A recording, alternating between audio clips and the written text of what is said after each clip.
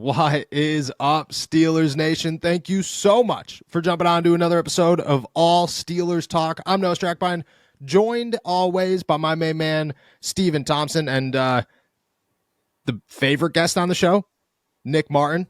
Pretty much a Friday appearance every week at this point. The Pittsburgh Steelers, they head into Week 15 against the Indianapolis Colts, looking to bounce back from back-to-back losses over the last 2 weeks to the New England Patriots and the Arizona Cardinals, but it's not the game that everybody is talking about this week. It is the Steelers way, the tradition of the Pittsburgh Steelers and all the issues and who's to blame for the issues and where do they go from here. Everybody and anybody has an opinion, and guess what? We'll give you ours. Plus, some key injuries for the Pittsburgh Steelers, possibly some words from a wide receiver that maybe makes some sense, but not everybody wants to agree with me on this one. Our keys to victory for Week 15 against the Colts.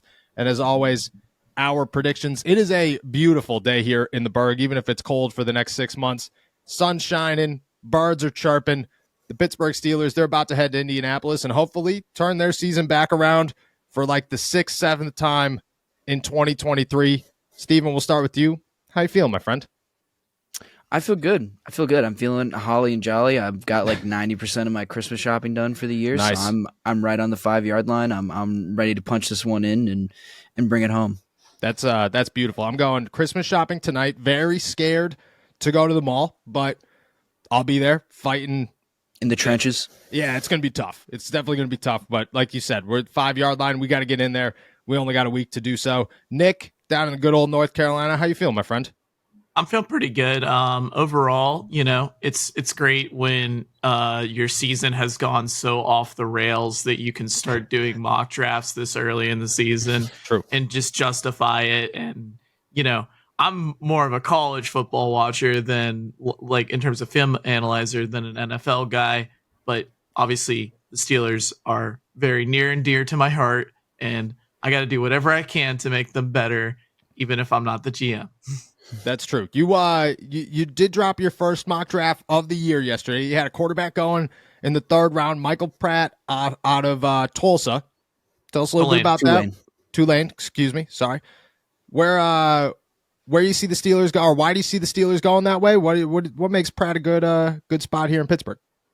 So what was interesting about Pittsburgh is I don't think you can necessarily justify not taking a quarterback, considering how Kenny Pickett has been in a situation where he has just been injured every single year. And these injuries have continued to pile up, and it's almost different things every single year.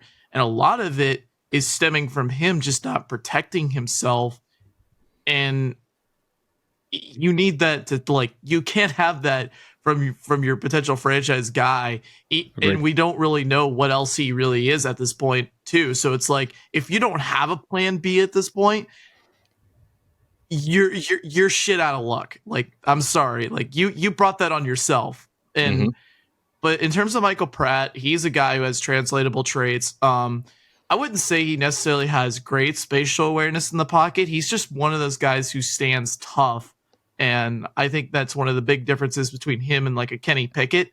Underrated arm, though. I was a little surprised when I watched him like a few times this past week, and I was like, man, the ball jumps out of his hand a little more than expected.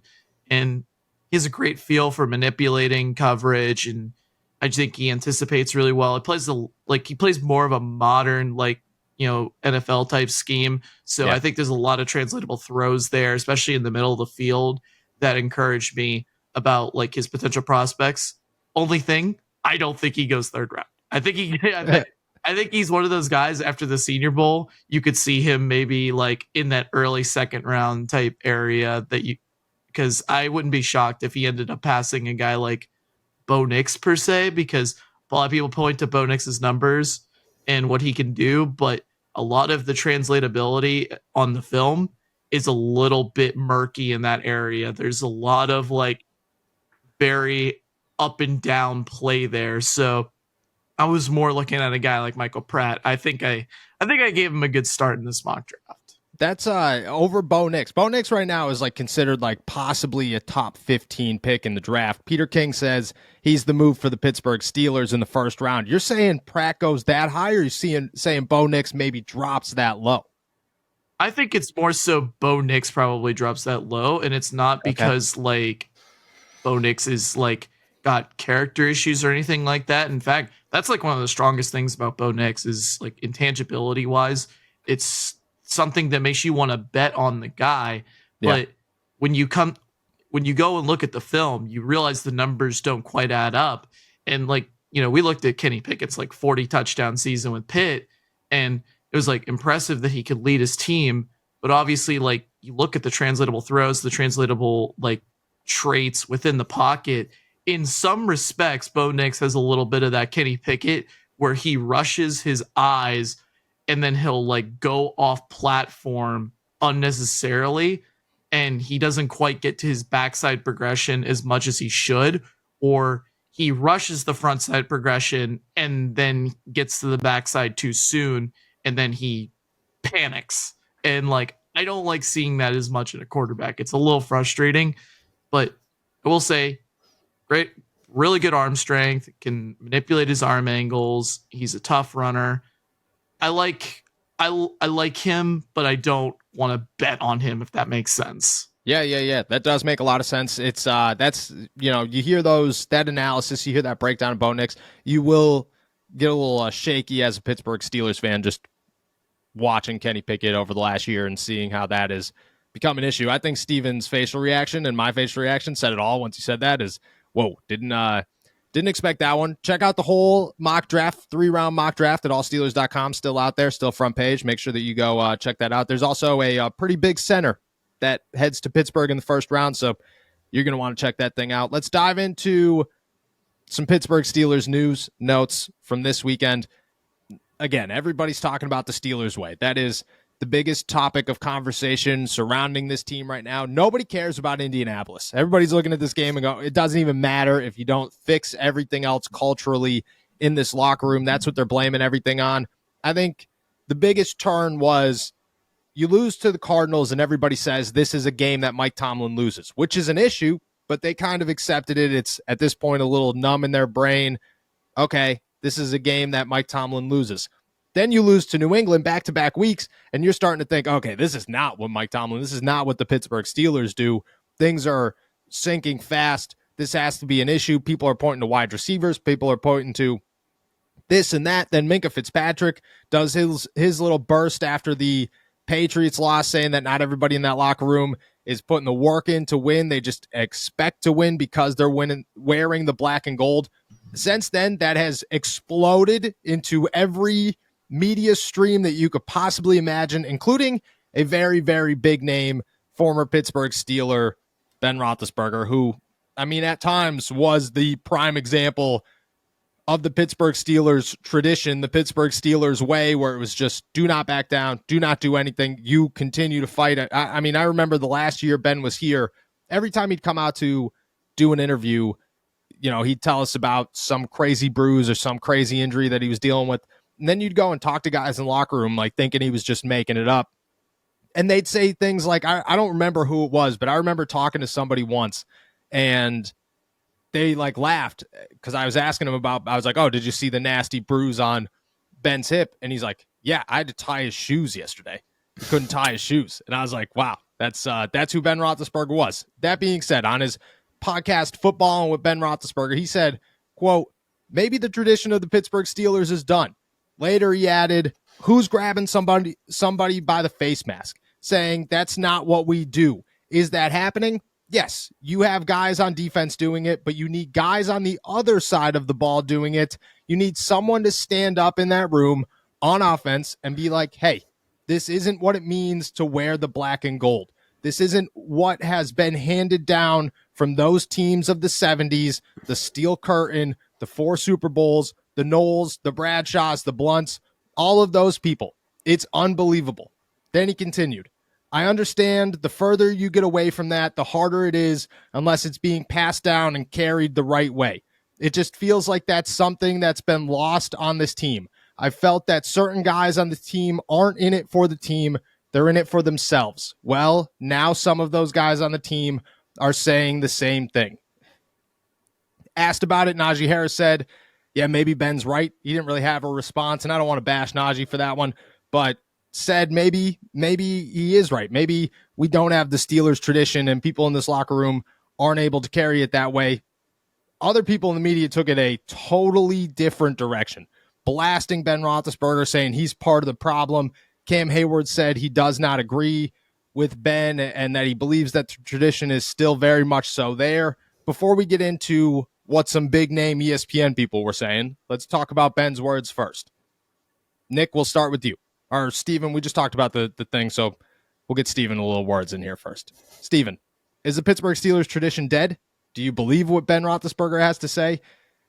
Are you worried that the culture in the locker room is as bad as everybody wants to make it? Yeah, I think this is just interesting because Ben Roethlisberger referred to a lot of like, this is not how we do or you can't do this, or this is not what you're supposed to do. And I'm not really entirely sure what he's talking about. Like, I think this Steeler way thing is so abstract and so malleable that like anyone who's played for the Steelers or interacted with the Steelers can, feels entitled to say, well, I mean, the Steelers way meant this to me. And I don't think this team that I'm not around every day, that I'm not in the locker room with, is not embodying this. And I just don't understand where kind of these opinions come from or like what they're based on, quite honestly. I mean, to me, I think it's kind of a chicken and egg thing with winning.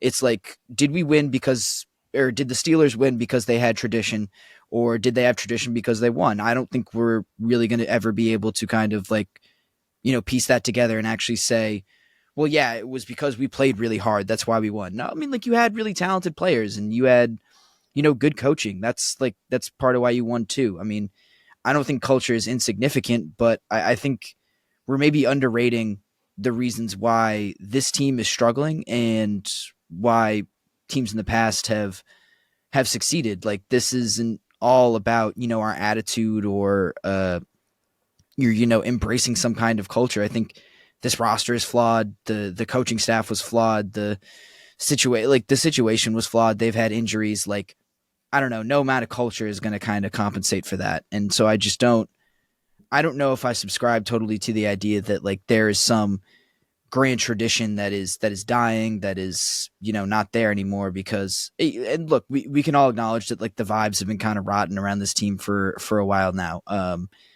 Really, like, you can kind of pinpoint it maybe back to the start of the season with the 49ers game, but it's ebbed and flowed throughout the year. I mean, like, did this team not seem gritty when they, came up with 2 defensive touchdowns to beat Cleveland in week 2, or when they, rallied in the fourth quarter to win on the road in LA? Like, why do those things not count towards kind of their contributions or evidence that they embrace the Steeler way? But, these past 2 losses, seem to have just kind of accounted for more negativity than maybe other things have accounted for positivity. I just think like our accounting of what matters and the root causes of all these wins and losses has just kind of gotten lost in the week to week flow of this season.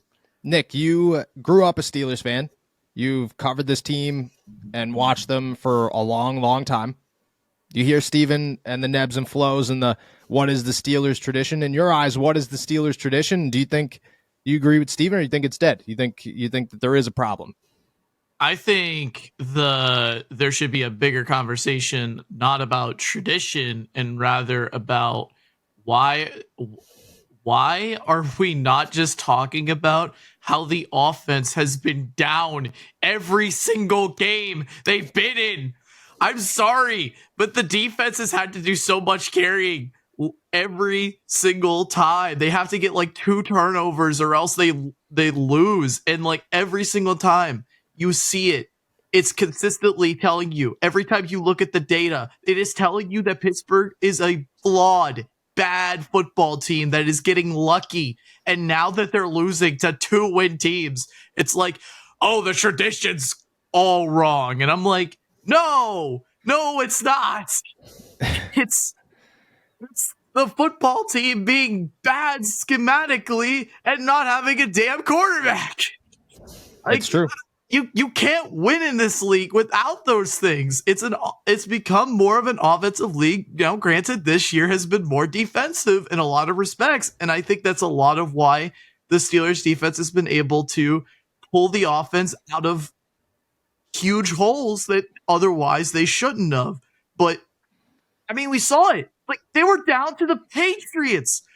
They were down that much last week, and they were trying to claw back in the second half. And you think to yourself, oh, they're going to do it because they keep doing it every single week. And then when they don't do it, it's like, huh, I guess I guess it's the tradition, man. Like, give me a break. I'm sorry. I don't subscribe to that notion at all.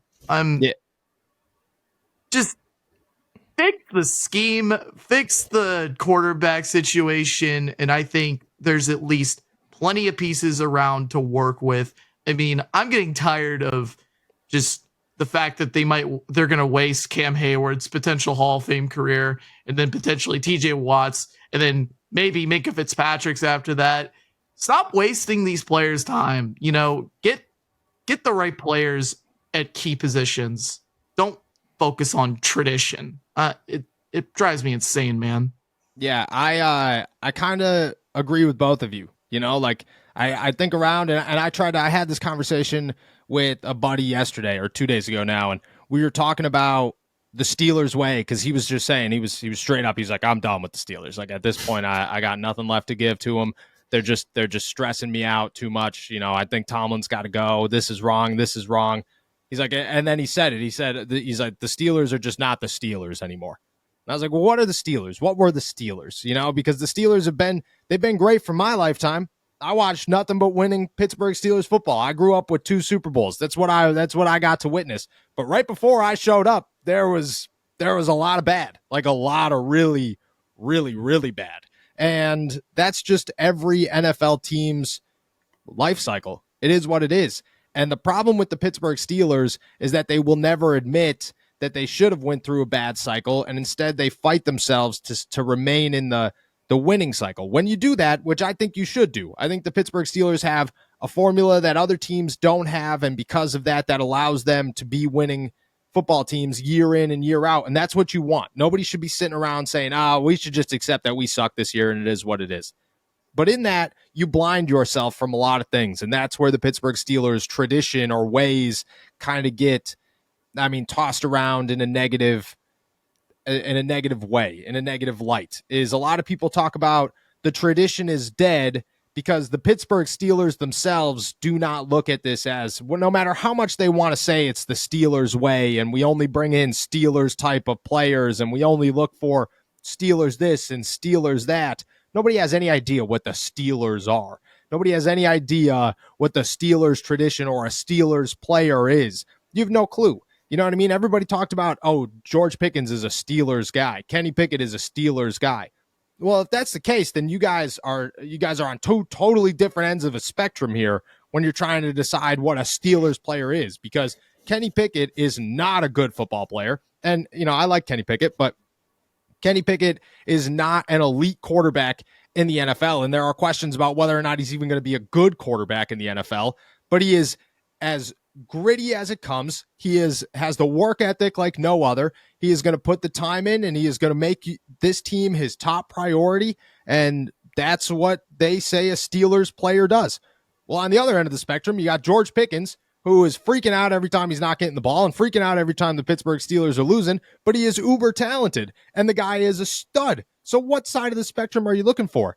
I don't think that the Steelers way is a real thing. I don't think that the Steelers tradition is a real thing. I think, the Pittsburgh Steelers, a gritty football team who wins, who does what it takes to win.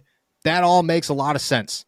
Well, your organization from the top does not follow those same standards because they let guys like Matt Canada stick around for 3 years and Mike Tomlin make coaching decisions and not make a change at quarterback and, all these different things. There are a billion reasons that the Pittsburgh Steelers are not good enough right now, and none of them is because Kenny Pickett didn't work out. It starts because you drafted Kenny Pickett instead of addressing the problem earlier, or you let your offensive coordinator stick around for 2 years after everybody in the world told you that he wasn't working out. That's the problem. So you could talk about the Steelers way is dead. You could whatever.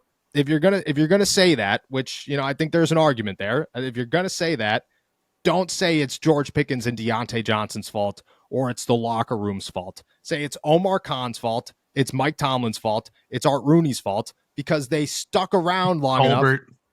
Kevin Colbert has a lot to do with this blame too. They stuck around long enough. They ignored all the problems long enough that they pushed the Steelers' way out because they weren't following the Steelers' way. So I'm glad that none of them are sitting around. And Mike Tomlin said the thing about George Pickens, but I don't think it was that big of a deal. I'm glad none of them are talking about how the Steelers' way is dead, because that would be the biggest slap in the face to yourself because you are the issue. But I agree with both of you. I don't think that I sit here and say the Steelers' way is like a real thing. I think there's a base to it.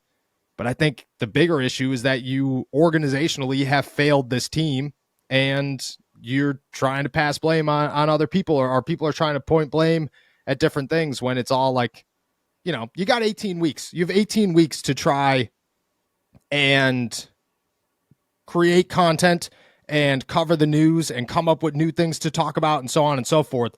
We've hit a point where everybody's out of things to blame, so they're blaming the Steelers' way. You know, don't blame the Steelers. Just blame Mike Tomlin. Blame Omar Khan, Kevin Colbert, everybody else.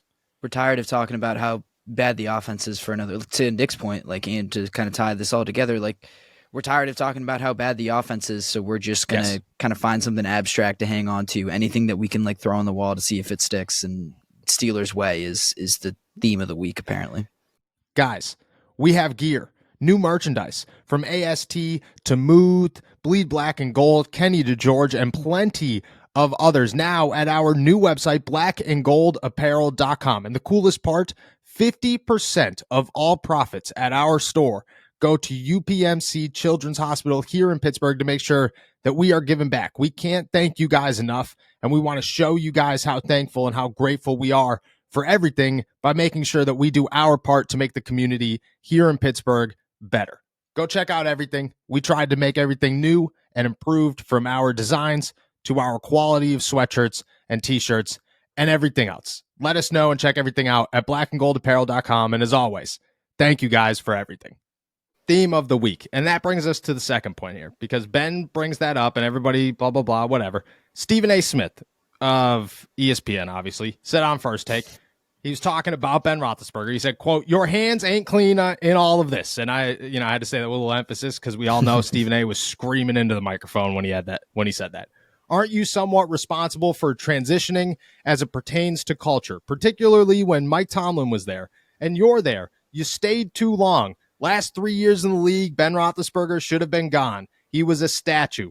I'm just saying, if you're big Ben Roethlisberger, I thought you stayed a couple of years too long, and I thought you sort of curtailed and stymied the transition." Stymied. Thank you. The transition. So the era would continue offensively. I'm talking about. I don't think he did enough. I thought he stayed around too long, and I didn't think that was a person that should have been around. That is a huge question, huge topic of conversation, because I don't think that has anything to do with the culture, but it has everything to do with what we're talking about. Is Ben some of the blame here for why the Pittsburgh Steelers are where they are? Because let's be honest. The year before Ben retires, Jalen Hurts is drafted 3 picks after they select Chase Claypool. Ben says he's coming back. Cool. The year Ben retires, I mean, you could have drafted me, okay, in that quarterback class. You could have said Noah Strackbine, and people would have been like, I don't know who that is, but chances are he's just as good as Desmond Ridder.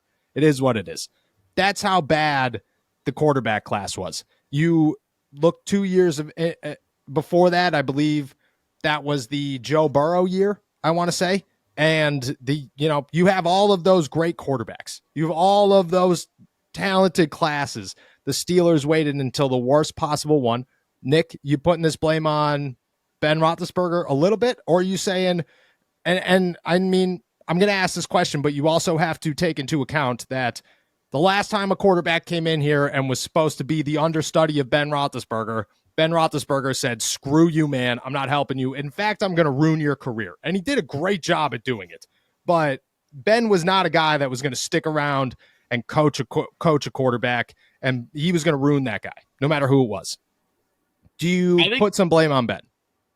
I think the fact that like Ben Roethlisberger just kind of like played a little bit of like, oh, will he, come back or not? Yes. And like it was after the elbow injury was when everyone should have been like sounding alarms, like, okay, they need to address this like now. And they waited till he officially retired to like do that. And I think the reason why that was because in 2018 they go and have they follow Kevin Colbert follows up one of his best drafts in 2017, where he got TJ Watt, Juju Smith-Schuster, James Conner, Cam Sutton, all good players. And then they decide, oh yeah, we're going to take Mason Rudolph in the third round because according to like, you know, sources at the time, they said, oh, they had a first round grade on him. And I am losing my damn mind when I was reading that. And I was like, so we passed on Lamar Jackson in the first round because you had Mason Rudolph with a high grade. Like, we didn't think to draft a linebacker in that draft after Ryan Shazier got hurt because, you know, we wanted to draft James Washington. Like, I'm sorry, but like the criticisms of Roethlisberger, I understand them, but it's not where this team failed.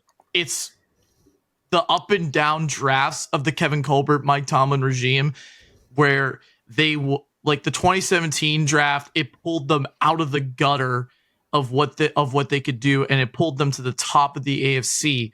And then the 2018 draft was the failure to make the transition smooth, and then that's why the end of the Roethlisberger regime was just so up and down, and like obviously Matt Canada had a play in that one as well. It's that type of stuff that is the reason why this team is where it is. It's not, like, you know, Roethlisberger had a hand in the culture and all this. And I'm just like, I don't see that as the reason. I just draft good football players and your team will be fine. They didn't draft good football players. They waited until 2022, the worst quarterback draft since 2013.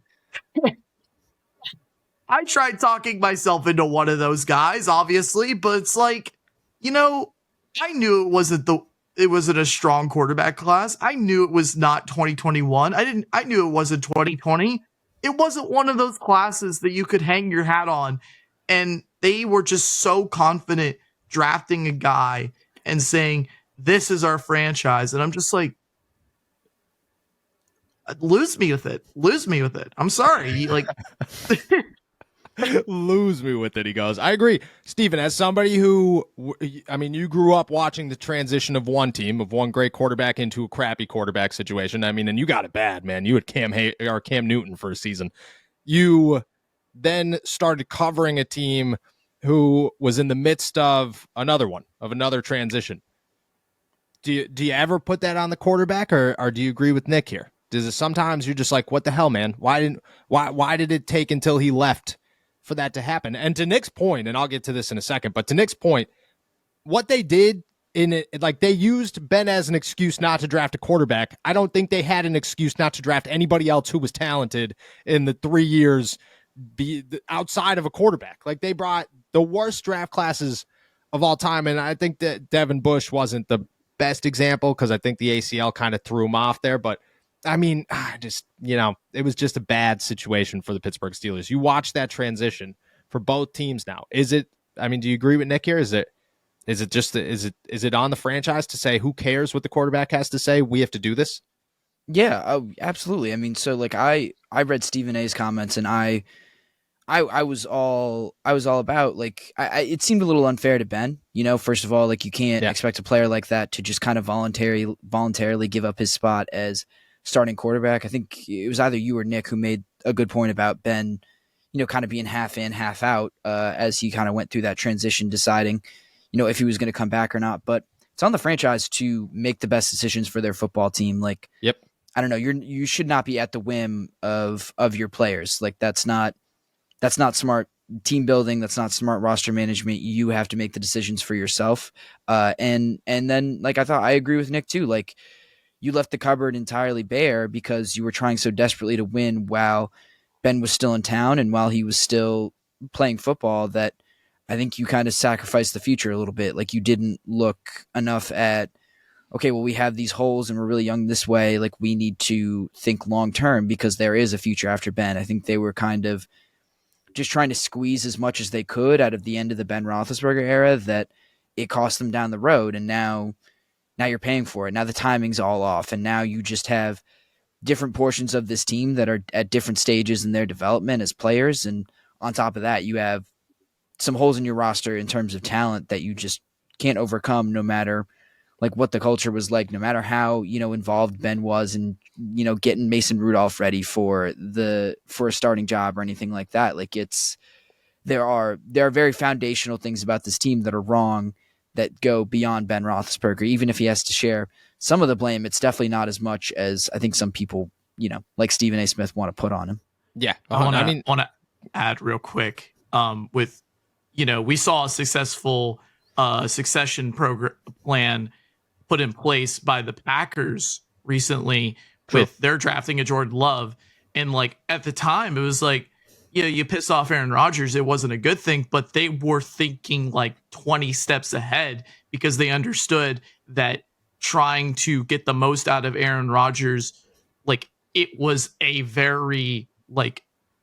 plan with a limited time frame. They wanted something that would expand further.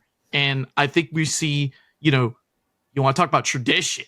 I mean, they went from a successful Brett Favre to Aaron Rodgers to potentially Jordan Love. Like, they had that plan. They had that plan in mind. Pittsburgh did not. They were trying to get as most out of Roethlisberger to the point it was basically zombification. It's true. And you mentioned team. I mean, you said Lamar Jackson earlier. I mean, think about them. Joe Flacco was at the end of his career, but like wasn't at the end of his career. And they just took Lamar Jackson because they said, this is a good quarterback. Why would we not? And then here it is. And you got to think, I mean, and Nick, I'll toss this one to you because you brought up the 2018 draft. You brought up Lamar Jackson. I mean, it still haunts me to this day. I still could picture it so vividly. Mike Tomlin sitting around saying, oh, well, as you guys know, we were in the market for a safety in that draft. And he said that a dozen times since that draft class. Steven, you weren't here for this. You want to know who that safety was? That first round safety was? His name is Terrell Edmonds, okay? And he plays for the Tennessee Titans right now. Meanwhile, Lamar Jackson, who was drafted after him, is an MVP, winning the AFC North right now. You want to talk about a bad offense? The Baltimore Ravens offense is terrible, but they have this guy named Lamar Jackson who's pretty damn good and able to make it a very good offense. I mean, Nick, you look at this, okay? Just think about this as a whole, okay? As an entire and on top of that, Morgan Burnett was in town. The Steelers didn't plan to start Terrell Edmonds. That wasn't their idea. Their idea was to have Terrell Edmonds grow into something with Sean Davis, who's another terrible example all in its own. You look at this, Nick. You look at this, and you just say, just to bring it full circle here. I mean, is it just time to admit that for the last 5+ years, the Pittsburgh Steelers have just done nothing to build a good organization, and at this point, it has come back and it's boiling over. You know what I mean? They've taken steps, they've made moves. I think in the last 2 years, I think Omar Khan has a lot to do with that. But they have taken steps in the last 2 years to start to rebuild what they were. But for everybody trying to blame Ben, for everybody trying to blame, this or that, I think it's time, and maybe I'm wrong here, to just acknowledge that up until really last offseason, the Pittsburgh Steelers failed miserably to try and build an organization outside of a few pieces here and there. Minka was a great move, obviously. TJ Watt that draft doesn't even count, but every year after that draft, and even the years before that draft, were pretty rough. But you got a couple of outliers. But in the grand scheme of things, this is just a buildup of really, really bad moves, really, really bad drafts, all coming back to bite a team in the butt. And, maybe it's finally time. And last year was probably time where it hits a breaking point. And that happens to everybody. mean, for me, 2018 was that breaking point. I saw that draft and I saw the writing on the wall. I said at the time, I thought this was the most crucial draft that they had to nail, and they didn't nail it. And it was one that came back to haunt them. Lamar Jackson is one of those guys that, like, obviously he was like my QB4, so it's not like I had him like super high, but I still had him like 14th on my board. I still understood he was a guy I would want to take a chance on, and the fact that they just glossed over it really irks me to this day. Oh, let's not even talk about the fact of Fred Warner could have been a great succession plan to the Ryan Shazier tragedy. Dude, Shaq Leonard was up there as well. Shaq Leonard was right there as well. You got to, just for those who don't remember, and Steven doesn't know this, so he might laugh when we say this out loud. This is the Steelers' top 3 picks in that draft, okay? Terrell Edmunds, James Washington, Mason Rudolph. That is how the Steelers went 1, 2, 3. And then I'm pretty sure they followed that one up with Chooks Okorafor, if I'm not wrong. I'm pretty sure that Chooks, or was that the year before? I think that was the year after. That was when that happened. The year after. Okay, so the top 3 picks there were Terrell Edmunds, James Washington, who might not even be on a team right now, and Mason Rudolph. And I don't know, Chooks was that year. And Chooks was that year. This is an all-time like Island of Misfit Toys right here. This is... Yeah, I mean, Fred Warner's drafted in the 3rd round, like 5 picks after James Washington goes. You look at, I mean, Mark Andrews is drafted in the 3rd round that year. Orlando Brown is drafted in the 3rd round that year. Like you could go as bad as, like, I mean, Jordan Atkins is in there, and you could say what you want about him, but like, there are so many names in this draft that the Steelers just, There's always like a lot of like, oh, it's hypothetical, or it's like it's hindsight's 2020, and I'm like, yeah, I understand that aspect, but when I literally saw like the opportunity there, it still frustrates me. If it's something I didn't see, it doesn't frustrate me as much, but it's still something, it's like you gotta hold the staff accountable. Like, yes. I just don't. It frustrates me that draft happened, because that was the turning point. And that's why Baltimore is where they are. And that's why Pittsburgh is a team that thinks they're good, but they're not. Yep, exactly. You look at every single year for the last 2, 3, 4, 5 years, you look at the draft and go, dang, Baltimore had a good draft. Cincy had a good draft. Steelers had a terrible draft. That's just the general consensus. And sometimes I'm glad that this conversation went the way it did, because we came in here talking about the culture, and is the culture dead, with probably a firm grasp on the culture. Maybe it didn't even exist. Maybe that's not the way that the conversation should go. And I was glad that we got to bring it to a point where sometimes, man, you just make enough bad decisions that it comes back and it can't work out. And you could blame the locker room all you want. You could blame this all you want. The real reason that the Pittsburgh Steelers are bad is because they've done minimal good things in the last 5+ years to try and rectify their wrongs. That's just where they are. And with that said, we head into week 15. So we'll turn our attention to the game. If everybody got all their thoughts out on the Steelers culture. Is that allowed? Are we allowed to talk football? Is that I don't think I think that's the next. I think that's the next part of the process here. I think the Steelers turn their attention to week 15, and hopefully George Pickens catches a couple more passes and they don't utilize their bad plays here. And I'd like to point out before we move on that we're talking about that draft class.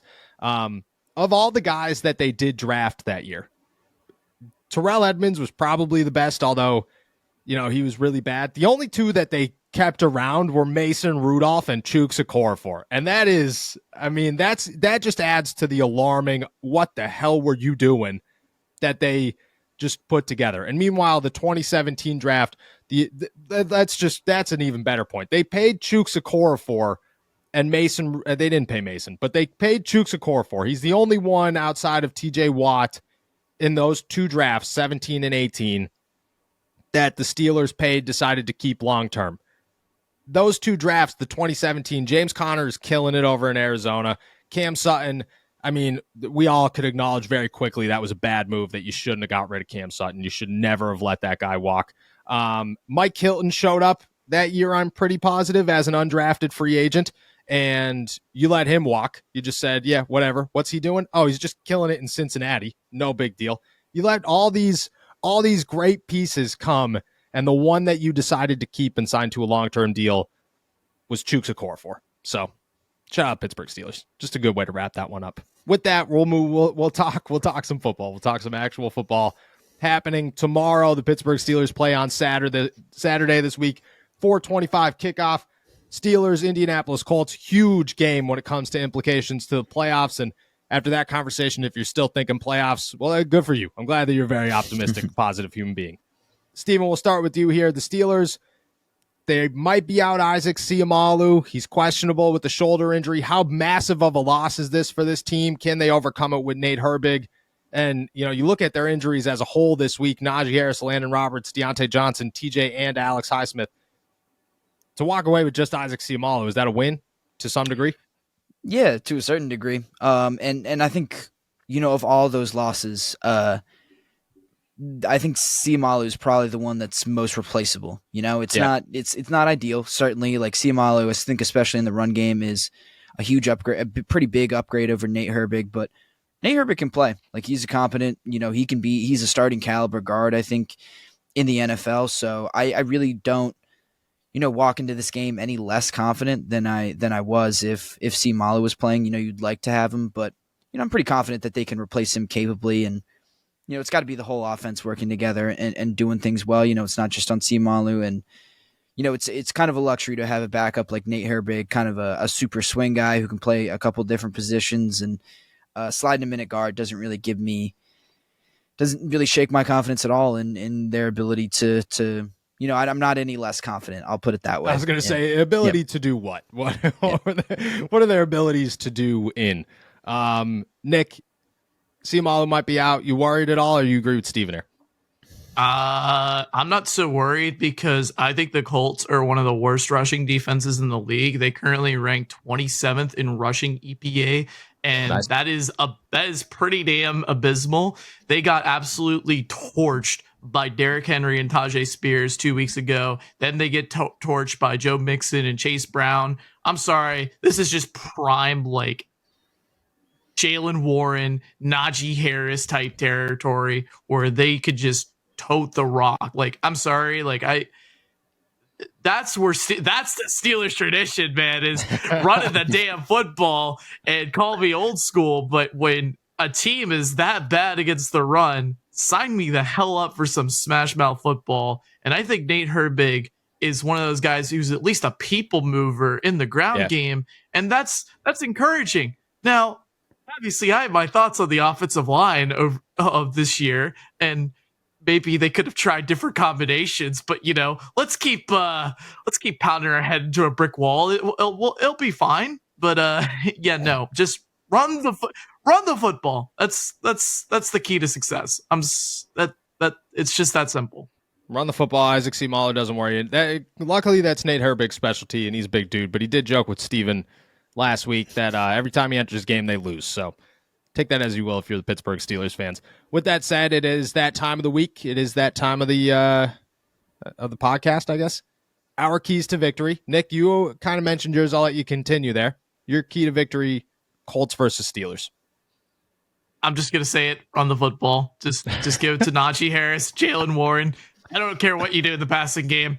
As a matter of fact, make sure Mitch Trubisky can't throw a single turnover. Make sure he doesn't lose a single fumble. That's possible. I don't know. I don't know how you prevent that. I may be asking for a bit too much here, but it's like, if you want to win this game, I mean, the other teams have laid the blueprint for you. I mean, the Colts are very vulnerable. They don't have the linebackers to be able to hold up. Like, this is a team that can get absolutely gashed on the ground. And not just that, they struggle taking on receiving backs as well. Get Jalen Warren out in space. Maybe you have some pony personnel between the two backs, and just let them go to work. Let your best players cook. That's how I feel. That's the key to success. Key to success. They did run pony personnel back-to-back plays last week, and they lost. So take that as you will. Steven, your key to victory here for the Pittsburgh Steelers. Yeah, it's a little.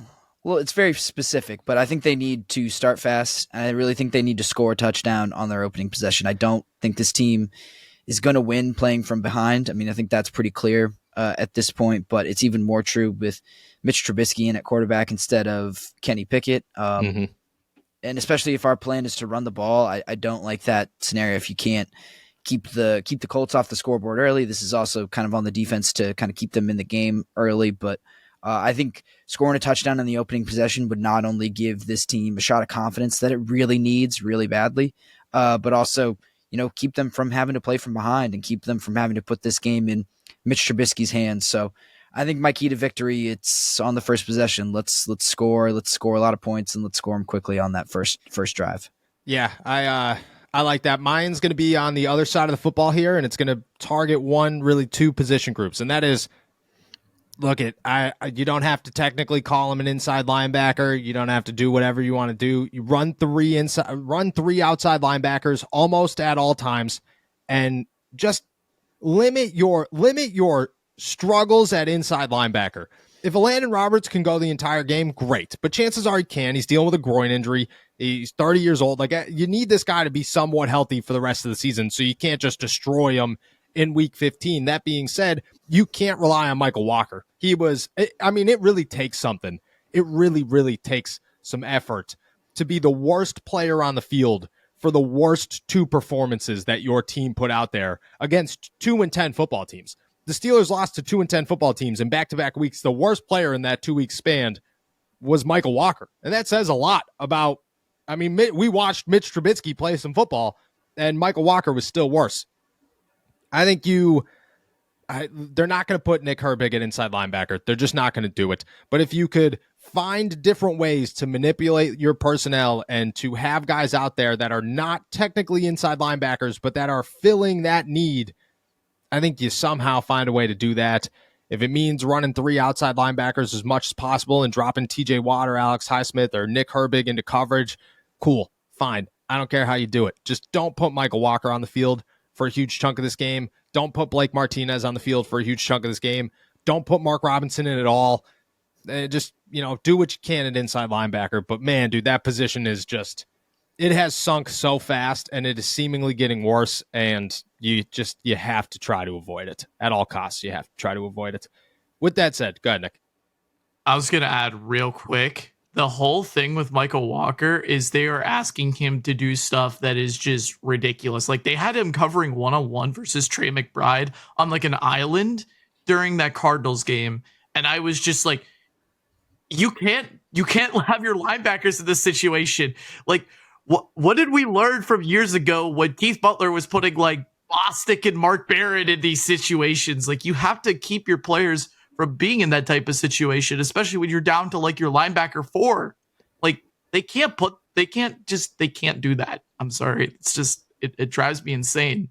Their inside linebacker, what they ask him to do over forever, has never changed, and it's always been terrible. And I think that's why you limit it as much as possible. Well, so with that said, our predictions, we have been wrong last 2 weeks. There's a part of my brain going, pick the Colts. We'll see what happens when we get to me. Steven, let's start with you. Your prediction, week 15, Pittsburgh Steelers, Indianapolis Colts.